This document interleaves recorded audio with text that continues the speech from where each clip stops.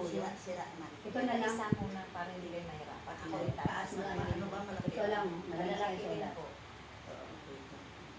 Basahin niyo po muna. Kantaan niyo muna yung sa Yan. taas. Mansila. 35 or 37. Tulong yan. Ito lang. Saan yan? Marcos 12, dito lang. Diba dito? Dua dito mo. Oo. Ako primero. Diba dito? Tataas ko muna lang rin. Ganon din yan sa rasmi.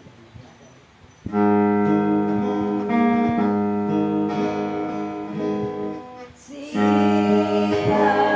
hallelujah to the Lord. Sing hallelujah to the Lord. Sing hallelujah. Sing hallelujah. Sing hallelujah to the Lord. Jesus is risen from the dead.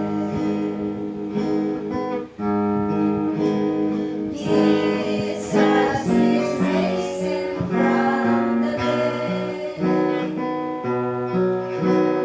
Jesus is risen. Jesus is risen. Jesus is risen from the dead. Ang mabuting balita ng ating Panginoon ayon kay Marcos. San Marcos. Pagsabi sa iyo. Samantalang nagtuturo si Jesus sa templo, ay kanyang sinabi, paano masasabi ng mga iskriba na ang Mesiyas ay anak ni David? Si David na rin ng kasihan ng Espiritu Santo ang nagpapahayag ng ganito. Sinabi ng Panginoon sa ating Panginoon, maupo ka sa aking kanan, hanggang lubusan kong mapasuko sa iyo ang mga kaaway mo. Si David na rin ang tumawag sa kanya ng Panginoon. Paano nga masasabi na anak ni David ang Mesiyas at malugot na nakinig sa kanya ang maraming tao?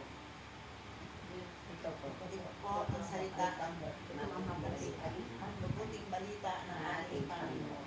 Pinupuri ka namin, Panginoong Heso Kristo.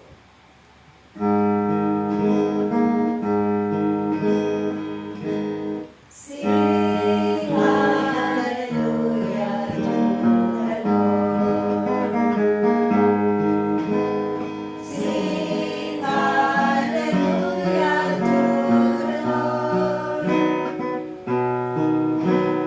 Sing hallelujah. Sing hallelujah. Sing hallelujah to the Lord.